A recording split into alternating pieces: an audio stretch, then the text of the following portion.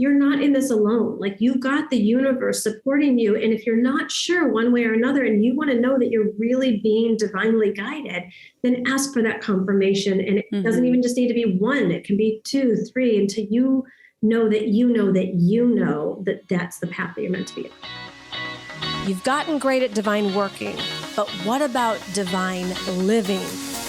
Welcome to the Divine Living Podcast. I'm your host, Gina DeVee. You're not alone in wanting more. And here at the Divine Living Podcast, you can expect to be part of conversations from women like us who unapologetically dream big and are obsessed with manifesting our most fabulous lives. The conversation starts now. My beautiful queen, hello and welcome to the Divine Living Podcast. I have a super special episode for you today with my new friend, Sydney Lotuaco of The Bachelor. For all of you who love all things Bachelor Nation, she was kind enough to have me on her podcast, and she just is such a great interviewer. I thought I would share here at the Divine Living Podcast what our conversation was, and then we're creating part 2 of this series, and then you'll get to hear me interview her. So sit back, relax, and enjoy. Gina, welcome to the podcast. I'm very excited that you are here, back on stateside. How are you today? Oh, I'm so great, Sydney, and I'm so looking forward to being with you. I just landed from Italy, but it's good to be back in Miami. I love that. Well, welcome to the podcast. I finished your book last night and I was going over a little bit this morning. So I'm excited to talk to you about all of the queen things because I want to center a lot of our conversation around that. But before we get into all of that, I want to ask you my initial questions just to kind of get to know you a little bit more. So I asked everyone this first question. It's kind of like a show and tell. You don't have to have the item, but anything that you have that's interesting from either your nightstand, surprising, or kind of with an interesting backstory. What did you bring, Gina? I don't know if it's going to be surprising, but I find it essential for queenhood. I have a silk eye mask on my nightstand. The one I'm using right now is from Skin Worldwide, if anyone wants to know the exact one. And it's this like champagne rose-colored silky pink eye mask that just feels so good when I sleep. And when I block out all light, I just have a much deeper sleep. Also, like, this is almost no jet lag. So I love a good night's rest. Yeah, that's impressive, especially coming from Italy to here.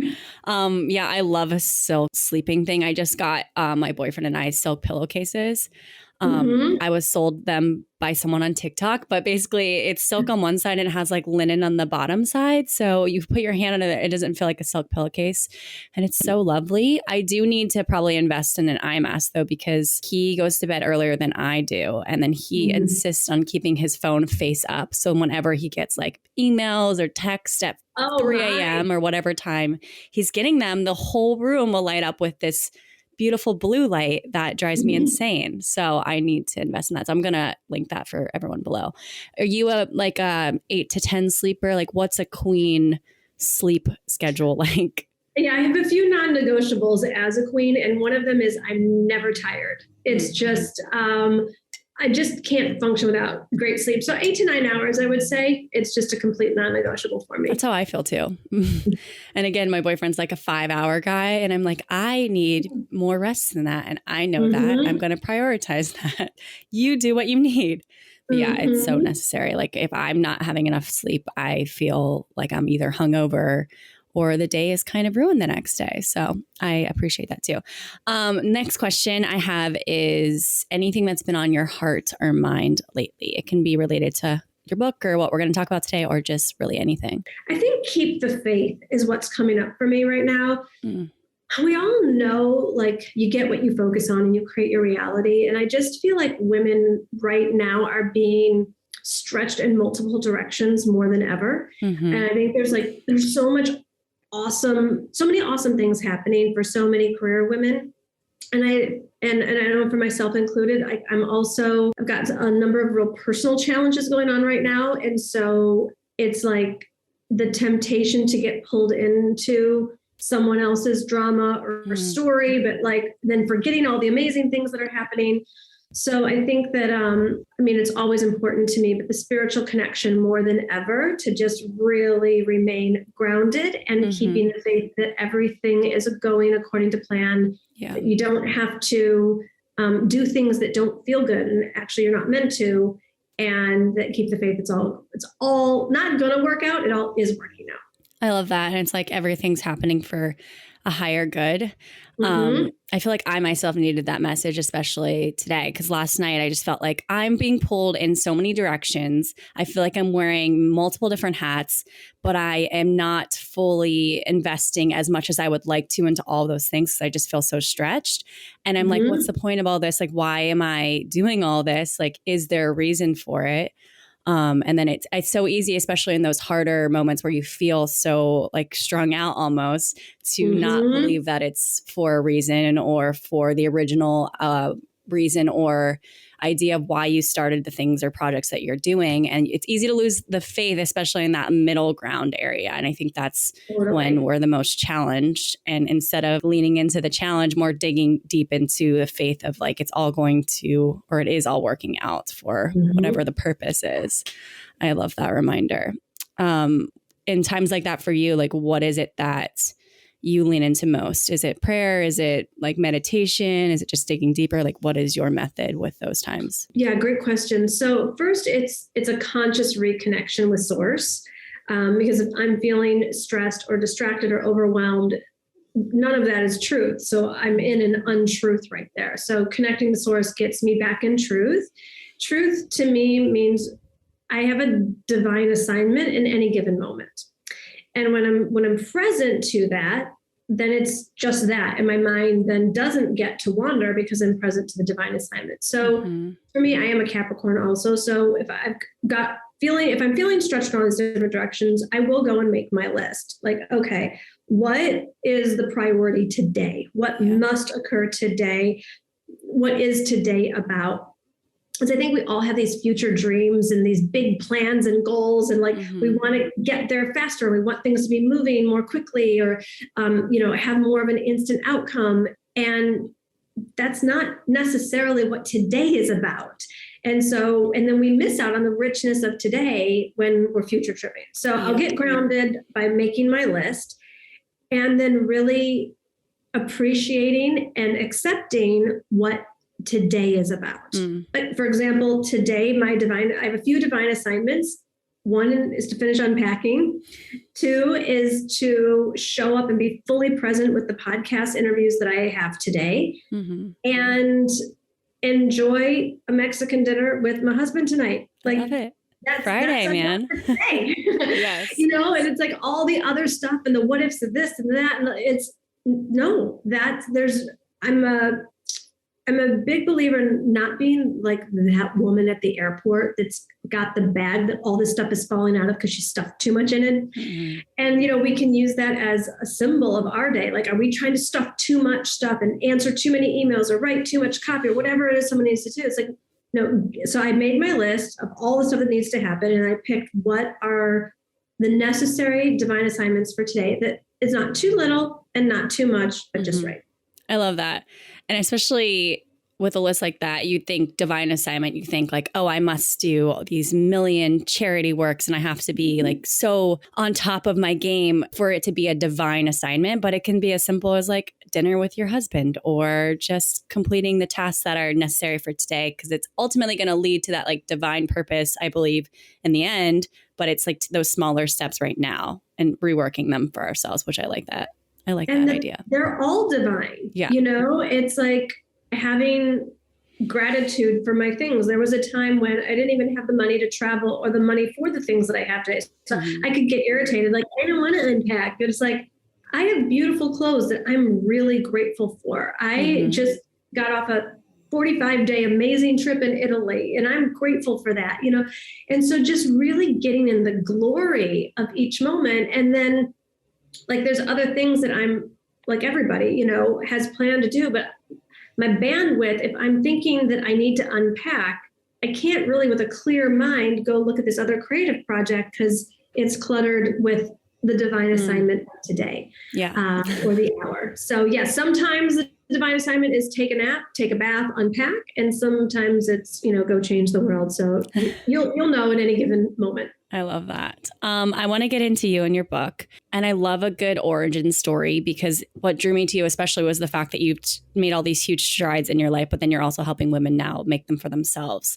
So I want to go back to kind of the beginning for you. You describe yourself as what was a broke psychologist, and then you've made yourself into this multi-millionaire, which is incredible. And I just want to know what you were back then, Gina, and what were the steps that took you to this place and this idea of queendom and developing that for yourself and for women in general. Yes, let's not forget the word struggling in there. I was a broke, struggling psychotherapist because I was just hot mess express. I was super codependent. I grew up being the good girl and so compliant. It was so damn boring. Mm-hmm. But it was just, my way of being in the world in that level of unconsciousness. It was my programming. It was my conditioning. And I do go into more depth in that in the book, that people typically, depending on what was going on in their home, you grow up either compliant or defiant. Mm-hmm. And then we spend the rest of our lives really getting into our own alliance with our truth and who we really are. My journey really, it's probably like everybody else. We teach what we want to learn. Mm-hmm. I was drawn to where the whole concept actually started was I wanted to get married. I wanted to find my man. And when I got clearer about the type of man that I was looking for, I was studying archetypes at the time, and I was like, king, that's what I want. Mm. And then I realized I don't know anything about kings. I was dating the local loser rock stars of Detroit and buying them dinner and going to their gigs. Oh, so this wasn't like a king thing happening. That was a bunch of jokers. Right, totally. And so then I was like, well, I better start studying kings. So I went and got all these books on the empowered masculine and male psychology. And what I realized then was that the only rightful partner to a king was a queen. Mm. I was so far from that as well. And I was like, better hightail it over into empowered feminine queenhood. What is this? Mm-hmm. So I also grew up as a Christian reading the Bible, and I'd read the story of Esther countless times, but there was this one time at this time in my life, in my late 20s, where the story leapt off the page. And Christians know the story of Esther from the Bible. Jews know the story from Purim. For everyone else, I'll give you it's a quick Cinderella story. Jewish orphan girl gets exiled from her country, ends up unbeknownst to the king, being chosen to be the next queen of Persia. There's a law issued to kill her and her people. She has to go expose and risk her life and share who she really is. The king grants her wish, and she's the heroine of all time to me. I go into greater depth in the book. Yes. But the point is, I realized that being a queen wasn't about being a princess, and it wasn't just about the crown and the castle and the royal robes. That for me, the true calling of a queen starts with the very ordinary orphan girl. Mm-hmm. And inside all of us, we're just that ordinary woman.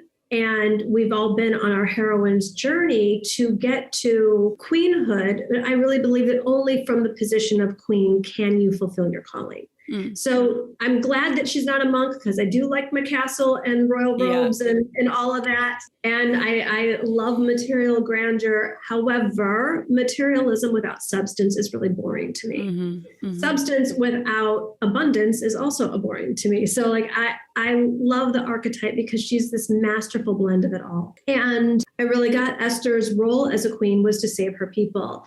And it just made me start asking the question, well, who are my people and who am I meant to serve and how am I meant to show up? Mm-hmm. So I started teaching these seminars called the Esther Experience. And then I had a CD. This is back circa 2004, 5, 6, somewhere in there. And the internet was just getting going with internet marketing. And I was trying to sell my CDs online. And everybody around me was asking me how I was doing that. They weren't buying my CD or my workshops. They were like, hey, how are you doing that thing online? So that's when I also realized that queens aren't broke, and I was broke. Mm-hmm. So I started studying internet marketing and wealth consciousness, and then teaching internet marketing in the spirit of transforming my own money story.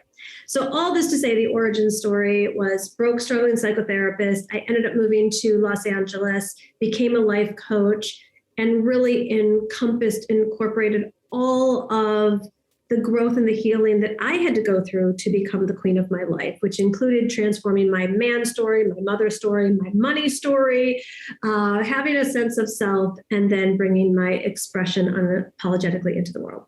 I love that. And I love that you had that realization for yourself, because I think a lot of people go through life from, like, as you said in the book, like your 7-year-old self, what you knew to be true at that point in your life turns into beliefs about yourself and what you're meant for in the world and what you're even capable in the world. And I love that this idea and that story created an even bigger vision for yourself than you even realized was even possible, which I think is really amazing, because if we are looking from that like 7-year-old self, it's easy to just think, okay, I do this, I get married, I have kids, I get this one job, and that's life. But there's so much more that could be possible, but it's hard to look at it from just what we are used to and what we saw as programming growing up.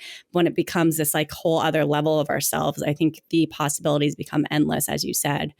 And I do want to break down the difference between the princess and the queen, because if you think about like princesses, you're like, oh, that sounds lovely. We were sold princesses growing up, especially in my day and age in the 90s of like Disney and like being a princess and how amazing that is. But there's this like clear difference between the two that I would love for you to break down, because I think that's a huge game changer as far as developing a queendom self. Cool. Yeah. So the way I delineate the different archetypes in the book, so there's a lot of different archetypes to help us see the different parts of ourselves. And princess is just one of them. So I think one of the ones, so a princess thinks that life is supposed to be perfect. And then she becomes very confused and very distraught when it isn't. And the difference is a queen kind of really embraces the totality of life. A queen knows there's the life cycle. The queen knows that life isn't always summer, that there's then fall and autumn and leaves die and it's winter, and then there's new life in the spring again. And like there's all these different facets of life and all the different emotional ranges and human experiences. And through it all, a queen values and prioritizes her connection with God, spirit, source, universe, to be in flow, always receiving guidance, always believing and knowing with certainty that her good is coming to her and flowing through her, and that nothing bad can actually be happening, and that it is all for our good. And the world doesn't teach us that. The world teaches us very much a princess mentality. When things go the way we want, we're happy. And when things don't go the way we want, we're sad, or we're pouty, or we get entitled, depending on what the programming or the conditioning has been. The princess, one of the other aspects of the princess is she can be an avoidant princess. So I was very much an avoidant princess with money. I just wasn't going to look at my credit cards. I just wasn't going to look at the bank account. I just wasn't going to look at the bills coming in and just kind of like hope and do a spiritual bypass when I say pray, that it would all be fine. Where a queen can lean into some of the personal challenges, like, okay, I'm realizing I'm afraid to look at what my financial condition is. However, I have the courage to take a look at the what so and create a solution around it. Or a queen's like, oh, like a princess is like, I'm overwhelmed. I want to like bury my head in the sand. Or go shopping. And a queen's like, all right, let me take a look at what needs to happen today and go through this and accomplish this and delegate that and ask for help in this area, and really follows her intuition with it. So I think to sum it up, the difference between a princess and a queen is emotional maturity. I love that. And you bring up a lot of archetypes and you spoke on some of them, but I've noticed this as well, that we have certain archetypes that will sabotage maybe our path to the queendom, or whatever you want to call it, just internal voices or doubts, or even external outside of us when we're comparing ourselves to other people, or when things don't go exactly the way that we'd like them. If we're on a good path and all of a sudden we get bumped back, there's these other archetypes that kind of pull us back off of our path. Can you describe a few of them for me? Because I was like, oh, I'm leaning into that one lately, or I'm doing that one lately. Yes. Let's see. What are some of the fun ones? Fear is always funny when it's someone else's, right? So like look at, there's the roller coaster rider. I think that's a pretty common one where it's like, okay, I'm going to start my podcast, make the money, do the media, whatever that is. Like get my business off the ground. And then you hit some bumps along the way. And you're like, who am I to do this? There's no way this is ever going to happen. Everything that everyone else does turns to gold, and like nothing I do matters or counts, and no one's watching. And then you stop for a while, and then you're like, I don't know, read an Abraham Hicks book or something, listen to a podcast that peps you up, and you're like, okay, I'm doing it. So this up and down and all around, the way we kind of yo-yo diet with our life purpose and our businesses and our destiny is obviously not in service to us. It's a lot easier to be consistent and to drop the drama than all the flamboyance of the roller coaster rider. So I would say that's one. The martyr is also a common one. Well, nobody's going to do it as well as I can, or, if something's going to be done right, it's got to be done by me, or if I don't do it, who will? The antidote to that is to really check in and start paying more attention to what feels good. And what feels good isn't always about feeling happy. It can feel right. You can, even if you have to do something that's difficult or challenging, you can still feel at peace and you can feel guided. So then there's a good feeling in that. But when you get that pit in your stomach, when you start to feel resentful, when you're angry, like those are just indicators to go in a different direction. So there's the martyr. Paranoid gangster is another one. I'm Sicilian, so that's why I was able to come up with that one. I can just go into triggers so quickly and that comes from assuming things about people. Like I'll hear one piece of one person's version of something, or see one email or and then just fly off the handle or jump to conclusions if my queen is not in charge. And that's the paranoid gangster, who's just like always assuming that someone else is like not doing what they said they were going to do or honor their word. And then I think the last one I'll mention here, because there's a lot in the book, but Little Miss Perfect, I think, gets a lot of women also. Like, I can't post that picture, or make that post, or do this thing, or launch that program until everything is so perfect, for fear of what you think other people are going to say. And spoiler alert, what I say in the book is, what you're afraid of that other people are going to say about you, they've already said it. So it's what you're afraid of has already happened, and you're fine. So move forward. Yeah. And they've said that without you even taking those steps yet. So might as well take the steps, because they're already going to say it anyways. I love all of those, especially the roller coaster and Little Miss Perfect. I was like, that's very aligned and very easy for me to fall back into. So I love that you have those categories for us to put them in perspective for ourselves, because when they're described like that, it's so easy to identify. And you keep bringing this up, but this connection to spirit and source, and how that you brought that up in the book a lot, but just this connection to something higher than ourselves. It doesn't necessarily have to be like God or whatever that is for you, and how that plays into your success in life, because it seems like the two are very interconnected. And it seems like the thing that you lean on most, especially when you're falling in and out of those archetypes. So what is your connection to source? And for those that are trying to find that for themselves, like, what do you recommend? So let's see, that's a great question. Where do I want to begin with it? So I'll just use God for me. Like I've always had a relationship with God, and it has evolved over the years, and it's become a lot more personal. It's become a lot less overtly just religious, where the Bible is very much my source, but I just incorporate that text and other texts in a very integrated way at this point. For me, in reading so many of the different spiritual texts, you really get that we humans are operating typically from man-made laws.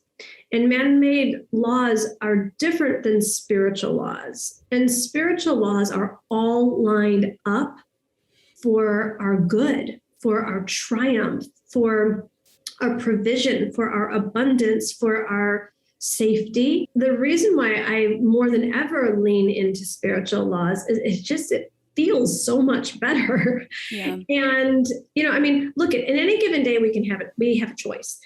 And we can choose our feelings, basically. So I'll give you an example. So one of the reasons I was in Italy is because I have this dream of buying and restoring an Italian farmhouse. And this particular part of northern, it doesn't matter. But Piedmont is the area that I love. So I was there looking in this like basically huge territory. It's like 3 or 4 hours across, 3 hours north to south. And finally I found the 20-minute radius that I want to be in, met so many cool people, like just knew that I knew. Here, I'll tell the story because it's fun. 3 years ago, I wanted to move to New York. And during that time, I was either reading or listening to a Gabby Bernstein book. And she was talking about her house hunt. And when she was talking to a spiritual advisor, the advisor suggested that she look for a sign to know which house was hers. And Gabby picked an owl. I think the other one picked a dragonfly or something. And I was like, what's mine? Because I'm looking for a house in New York. And so I picked Ladybug. And so I would go about the New York housing angels and I didn't align at that time. Nothing happened. No Ladybugs to be found, whatever. Totally forgot about it. Fast forward 3 years later, I'm in Italy looking for a farmhouse. It's not this, it's not that, it's not that. And then we walked into one and I was like, I think this is it, Glenn. I think like, it was like, oh my gosh, like for so many years and so long in this search, I'm like, I think this is it. So we're like, okay, so we go after the viewing to an aperitivo in the piazza with the realtor. And he's sitting there telling us about the property and the land and this and that. And, he's like, and there's someone else looking at it. Like, it's like, that's just sales, like whatever, and especially Italians. So we're like, great. And he said, my favorite restaurant is right near that house. And he said, well, what? We said, well, what is it? We want to check it out. And he said, La Cucinella, I think is how you say it. And I was like, great. So I wrote it down, not thinking a thing. And then he says, do you know what La Cucinella means? And I said, no, what does it mean? And he said, ladybug. Wow. And I was like, I forgot about the ladybug. No way. So we were going to have this architect come look at it because we're going to do all these renovations. Literally the next day I called the architect and I got a call from that agent. The next day there was an offer that was made and it was sold and they didn't even give us a chance to counter offer and it was done and gone. So Glenn was upset. Why didn't they give us a chance to counter offer? What's going on with real estate?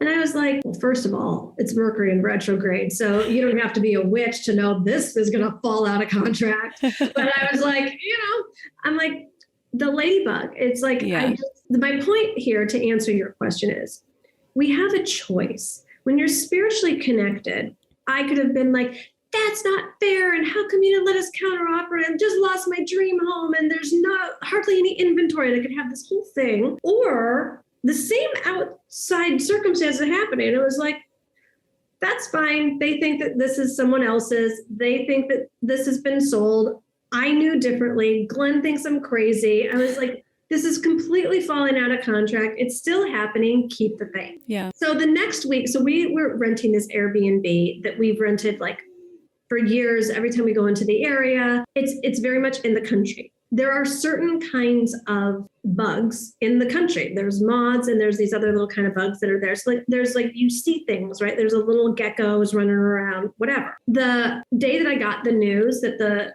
house had been sold, I sat down to do my podcast and I looked and there was something crawling across the floor. And I was like, wait, what is that? And I got closer and I like called Glenn. I was like, will you come look at this? I'm like, it looks like a ladybug. I need to make sure it's not a tick because I'm not like a bug expert here. Like, and I'm about to put this on Instagram. Look, there's a ladybug. And it's a tick. It's right. No, that causes Lyme disease, Gina. Okay. But anyway, he's like, it's straight up a ladybug. Like, I've rented this exact Airbnb for years. You don't see a ladybug in this part. Like and there's literally a ladybug. So I was like, see, I knew it was happening. So whatever, we were in Italy for 2 more weeks. I said, well, if anything happens and it falls out of contract, let us know. And they're like, sorry. And we don't have anything else to show you for what you're looking for. And I was like, okay, no problem.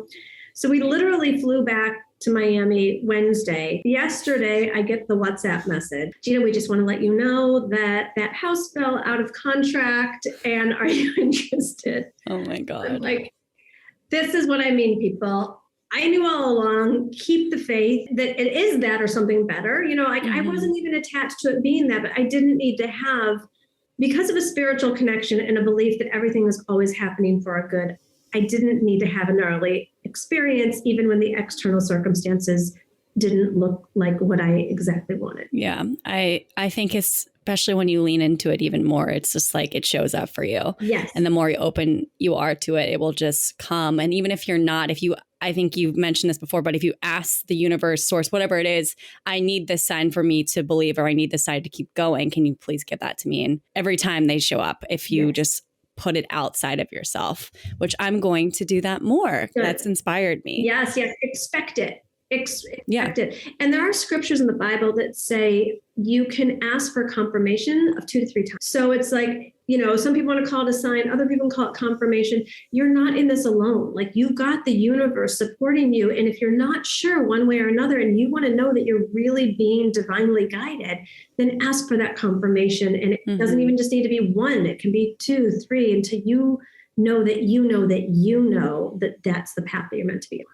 Yeah. And I think the more that you develop that, it'll just become innate. Like, it seems that you've gotten to that place. Ask until you're there. Yes. And that's more than okay too. Yes. I want to connect that back to using the divine in order to find the purpose and finding that for ourselves.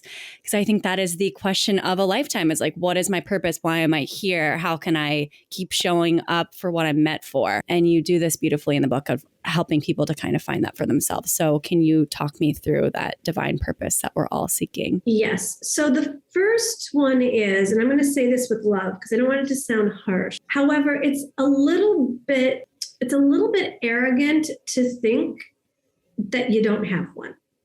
Like, if everyone in the world has some sort of important purpose except you, it's really kind of this warped way of making yourself extra, extra, extra special. And so I just want to kind of level the playing field. Like, we all have a divine calling and a divine purpose, and no one is more grand, more great, more glorious than anyone else's. So you've got to start with this belief and just eradicate all fear that someone else has a more important or more special calling than you. Somewhere along the line, like, humans have been taught like we're supposed to know it all from the beginning. And yay for Taylor Swift if she knew from the age of 7 she wanted to be a singer and that was her thing. But most of us don't. And it's not like she's better because she always knew that. Like, I think that really being on the journey and the adventure of life and not needing to know too much of the future. When COVID hit and everything, and people were talking about uncertain times, I'm like, it's actually what I love. When I know too much of what's happening, that's too rigid, routine, too boring. Like, where is the magic? Where are the miracles? Where is the spontaneity and the unexpected goodness that can come in? And so, I don't know, my relationship with God, I've never really gotten more than like 3 steps around the corner. Like, I think God's like, here, Gina, go do this and just stay focused. And then we'll give you the next step and the next step. Because think about it, I'm 48 years old. And I couldn't have possibly, when I was a little girl, said, I want to be a transformational coach and have my work be broadcast around the world on the internet. Transformational coaching didn't exist. The internet didn't exist. Like, there was like so much that like if I had to pick the thing that I knew that I was going to do, it didn't even exist. And how grateful am I that I get to do my work from anywhere in the world and do the work that I do. So one thing led to the next that led to the next. And so I think that when people are looking for their purpose, look in today, look in the now, and just trust that it's all for the glory. It's all for something phenomenal. Now, admittedly, there's a few more mountaintop experiences than others. Like I love a live event and music and getting dressed up and being on stage and interacting with an audience more than I love going through a production schedule for, what videos are coming out next, but it's all part of it. But how are the people going to come to the live event or even know about it if they didn't probably see it, some sort of video online at some point? So I think just letting there be glory in the here and now, and trusting that if you do the divine assignment today, you're going to be led to the next one and the next one. And it's not all step by step, because when you take a couple of steps, then there's quantum leaps that definitely do come in and show up. And so not just trust, but like cultivate a knowing that your divine assignment is so glorious and important and needed. Yeah, I love that. It's not even like you need to know exactly what the divine assignment or divine purpose is. It's just like the trust and the faith that these divine assignments are leading you in that direction. Yes. And continuing to reinforce that no matter what little thing is thrown your way along the way. Because I too believe that they're all connected, even if it doesn't seem like it right now. They're all going to lead somewhere ultimately where you're supposed to be going, which I love. To ground the conversation a little bit, I want to ask, like, for someone who's wanting to start this journey towards like queendom, faith, all of the things in order to find this purpose or in order to feel like they're on the right track, like what are some practical steps that we should take like today, even including reading your book, which I recommend. Thank you. I mean, it's not just about self-promotion, but I do believe that if this conversation is really of interest to you, it is what my book is for. P.S. My book isn't anything like I thought it was going to be. So like it took on a life of its own. And it really is, I feel like, a gateway book for women who are desiring the more expansive experience in life, from spiritual connection to just a joyful life, to feeling more solid and confident in themselves and having the tools. And there's exercises in there, there's prayers, there's meditations, there's letters that you can write to yourself and other people. So there's some real practical elements in there as well. And I would say filling yourself up with this information. I think that the other thing is we have functioned for so long, like basically like starving spiritually or starving in terms of psychological growth. And so immerse yourself. So whether it's podcasts or other books or taking people's programs or signing up and getting yourself coaching, I know that so much of what I am living today is because the level of priority that I made in educating myself, investing in myself, prioritizing not just career success, but also personal success. And personal success comes from feeling safe in the world and feeling at peace and being in love with yourself. And then therefore you can love others so much more deeply. So there's a lot of this in my podcast as well. So if you want to subscribe to the Divine Living podcast, we can share it probably more at the end. I do have a free companion course that goes along with the book. So some real actionable kind of step-by-step workbooks and videos and pieces that can go along with helping you get more deeply rooted in your queenhood. And I love the exercises too, because I love a good workbook. I'm a homework girl. I'm into all of the self-work stuff. So I was very aligned with that as well. So I like I said, definitely recommend it. And I'll link everything in the show notes. But I want to ask too, because you brought up this thing, and I think you brought this up on other podcasts before, of just like reworking and rethinking for yourself when you're given harder things or when things don't work out how you thought they were going to work out. Like for your example with the house that happened. And you have this little exercise that I love. So can you walk me through how we can do that for ourselves? Oh, are you referring to I'm thrilled this is happening because? Yes, I am. Okay, cool. Great. So I have recently kind of broadened the definition of thrilled. So in the book, I do have an exercise that came from a very scary time in my life. I was apparently a witness in a legal matter. And so I was getting deposed and subpoenaed and had to testify for a grand jury. So it was very scary time, even though I had nothing to do with what was going on. And so I was angry at God that I was like, why are you letting this happen to me? And why am I getting sucked into all this? And it was so painful. But when I prayed, I said, what is the solution? And it's like the words just fell in front of me almost like they were physical. And I said, I'm thrilled this is happening because, and of course the resistance hit. I was like, what do you mean I'm thrilled this is happening? And so then I started playing with it. But when I said, I'm thrilled this is happening because, so we create these neurological pathways where it's like doing sit-ups and like just building these muscles. So it's like, I was like, this is awful. This is unfair. This is terrible. This is painful. So it's like over and over and over again. So then go and say, I'm thrilled this is happening because I could like feel my brain, like literally, it was like turning the Titanic around. And I was like, I get a free trip to Washington, D.C. We got to go testify. I'm like, okay, I get to see friends in D.C. that I hadn't seen in a while. And I was like, oh, okay. And then like I started to see the good that was coming. A lawyer had stepped up for me at the time and was going to do it pro bono. I was like, okay. And then I started applying this to every other circumstance. Like, even the gnarly ones, when I had like clients complaining or asking for a refund, not demanding a refund, like all the stuff that I thought was so awful. Mm-hmm. I'm thrilled this is happening because, okay, I wasn't thrilled that the client was demanding a refund.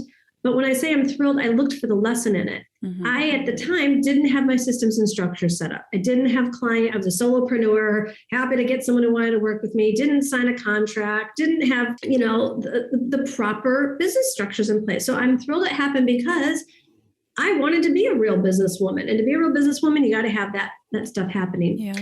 I've shared somewhat openly recently. There's addiction that runs in my family, and it has reared its ugly head again. And I was like, oh, and there's children involved, and it's like a thing. So I was like, well, Gina, you didn't write in the book. I'm thrilled this is happening because except when a family member has an addiction and there's children involved, like you don't get a pass. Yeah. And I was like, this is awful. Everything about it's terrible. And I had to do my work. I'm like, I'm thrilled this is happening because. So with that particular one, I couldn't anchor into the feeling of thrilled. Mm-hmm. So I had to expand it. So if anyone else is dealing with you can't get the exercise, I'm thrilled, AKA trusting that all good will come from this and all the people involved, though they're going through a challenging situation, this will make them stronger and it is actually in alignment for their destiny and their good. So then I can be thrilled about that. Yeah. So I'm thrilled this is happening because, and I have found that every time when you dig in, and no matter what your circumstances are that you don't like, if you say, I'm thrilled this is happening because it creates an opening.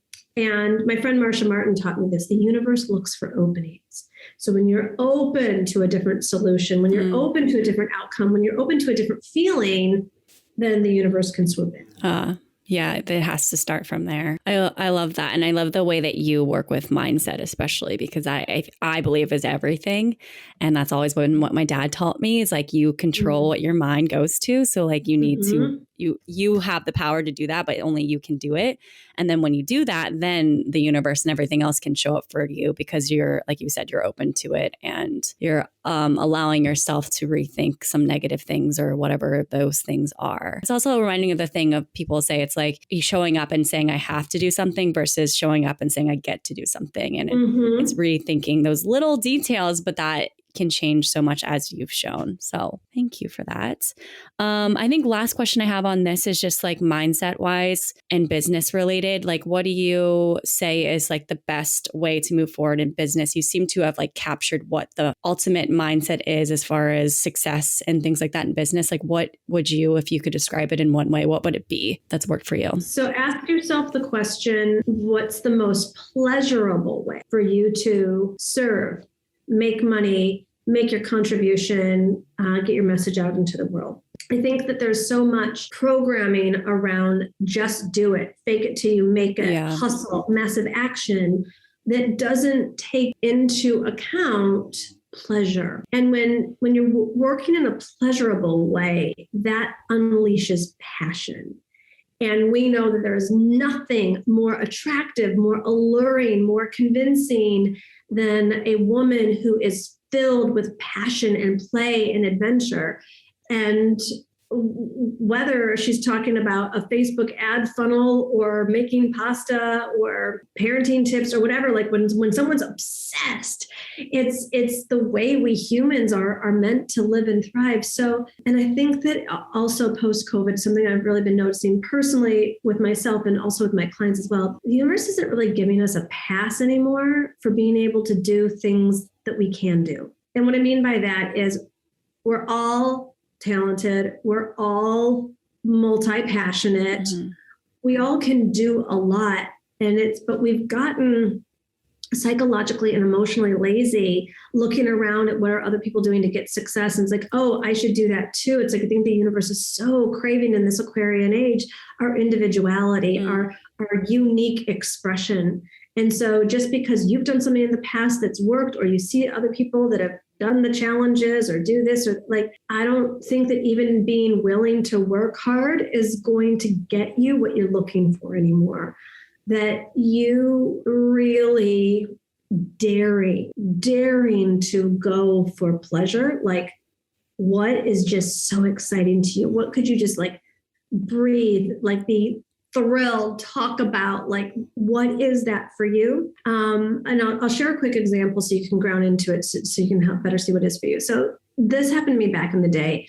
My clients were asking me to teach a sales program because I had gotten effective in sales. And I never really saw myself teaching sales. It was not really what I'm here for, but enough of them were asking, and I thought, fine. So I put together a program, and 125 people signed up for it, which for me at the time was a big deal. I was used to like 10 people in my programs. And so I was like, well, this is amazing. This served a lot of people. It made a lot of money. It's a skill set that comes easily at this point to me. Let's teach Sales Superstar too. Like, mama didn't raise no fool.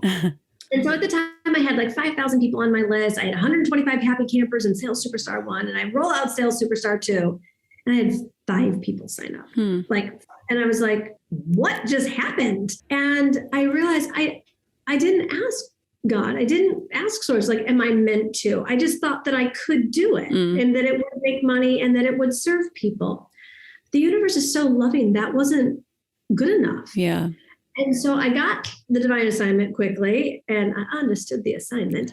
And I went into, okay, and I said, so what's the most pleasurable way for me to work and make a significant amount of money? Instantly, I saw destination intensives. And as a former psychotherapist turned transformational coach, the way that I love working the most with people is to be in the room in a luxurious setting, doing like for a full day, focusing on someone's life and at the time business. So I was like, I've never been to the Ritz in Paris. I want to do an intensive there. I love the Lanesborough in London. Let's do it there. What about a Riyadh in Marrakesh? Yes, please. A villa in Provence. Yes. And I think there was something on a Greek Isle. So I put together 5 destination intensives in these luxurious settings, charged $15,000 for the day per location. And in 5 days, 7 of them sold out. Wow. Like that. And so I want to share this story to illustrate passion. I am obsessed with transformation. I'm obsessed with travel. I'm obsessed with luxury. I'm so high touch, not high touch, low tech. I'm not high tech, low touch. And so this was just all in alignment with everything that I was so passionate about. So it's not about what can you do that will serve or make money, but what are you passionate about and what's pleasurable. It's one of those good examples of like, if you're thinking from maybe your ego self or not from that faith self, you'll those ideas will come in and you'll not trust them because you'll be like, no one's done that before. No one goes to Paris and has these events. No one's able to sell them out. If you leaned into that part of it, that would have never happened and it wouldn't have shown up like it did. So I love that example. Exactly. I mean, I should have thought, well, Gina, if you can't sell a $4.95 teleclass on sales, there's no way you can sell a luxury intensive in Paris for $15,000. And that's not the way the universe works. I agree. Gina, I have like 1-2 more questions. They're my final questions. Yes. They're very simple to end us off. I'll start with anything that you've like ever shared or overshared that you wish you could take back, say differently or rethink. I don't know if it's for me personally about oversharing.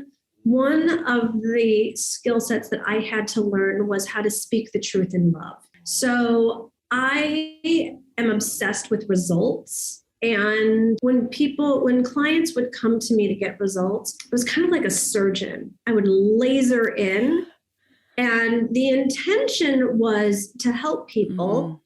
But I know that there were many people that did not walk away feeling that they were cared for and possibly even helped. And so over the years, I have really had to work on speaking the truth in love so that I can be effective and do the work that I'm meant to do, but also say it in a way, I've learned brutal honesty is just brutal. Yeah. It's not really that. So I think that I've never been one of those, like, let me tell you about everything in my life. And I wish I could take that back person, but I have definitely said things that it's had a sting in it that I've honed over the years. I love that. Yeah. It's harder, especially with things like that people care so deeply about. And like, you want to hear it because you want to change it, but sometimes it's like a lot all at once. You almost need to take those baby steps. There's that. And then there are also conversations with team, like kind of like my viewpoint on what I thought a leader was like, how you were supposed to say things if you were going to be a great leader. And so I've also learned with team how to soften it, but not soften the delivery, but not soften the message. Gina, what do you want to be known for or remembered by? Ooh, that is a good one. I don't have kids, so I know there's like so many women that talk about like leaving my legacy, and like that's not my thing. What do I want to be known for or remembered by? Something about living life to the fullest. That I think a lot of us have gotten great at divine working, but we haven't as much prioritized divine living. And I think that living life to the fullest is not just about the career goals and accolades that I used to be more singularly focused on, but really having just such a high quality of life. And so if people remembered that I lived that way and modeled that way, and that it made a difference for them to do so, then I would be happy. Yeah, because it's not all one-sided. It's like, why have all of the career and all of the success if you're just going to only do that? Like, it's having that full life, which is beautiful. Last question. What's one last piece of advice that you could give us? It could be related to all the things that we've already talked about, or just one last little piece of advice. Your good is coming to you. Keep the faith. I love it. I'll end it on that. Thank you so much for being here, Gina. Where can everyone find you, get the book, your podcast, all of the things? Yes. Thank you so much for having me. What great questions and what a juicy conversation. Come on over to divineliving.com. I think you'll find everything there. If you go to divineliving.com/book, you can see all the places to get the book globally. If you go to divineliving.com/audacity, that's where you can get the free companion course to the book. Subscribe to my podcast, Divine Living, keeping it simple. And you can find me on Instagram at Gina DeVee. I love it. Thank you so much for being here. I love this conversation, and I'm excited to keep following along. Oh, my pleasure. Thanks for having me. Yeah, you have a great day. Queen, how much did you love this episode? Isn't Sydney just such a love? I mean, just such a cool human who just knows how to show up for life and show up for others. We just really, really enjoyed our connection. And I can't wait for you to experience part 2 of when I interview her. So, part of what is so powerful is women coming together in community. So I want to remind you about the brand new Divine Direction Domination Elite Mastermind that I am hosting with my dear friend Danelle Delgado. Domination is all about you creating dominant thoughts that will totally create quantum leaps in your life. That's right. So starting in January, you are going to have weekly calls with me and Danelle, where you are just going to be so lifted up, so filled up, and to be around the other women in the program as well. Plus, we are going to conclude with a tropical 2-day retreat. This is very, very limited. Spaces are very limited. We're keeping this small. I think there's only about 35 women that we can fit into the program. So please go to the link in the show notes, divineliving.com/domination, where you are just going to see how your life can get reimagined. I know that we are all just looking around the corner about what's next for us. And I would be so honored to mentor you, to guide you. I know Danelle will be as well. The two of us together are such powerhouses, and you are a force within you, and we're just here to love you into your greatness, plus teach you and train you on what we know about creating multiple 7-figure businesses and new opportunities and living from a place of pleasure and joy. So come join us. Divineliving.com/domination has all of the program details.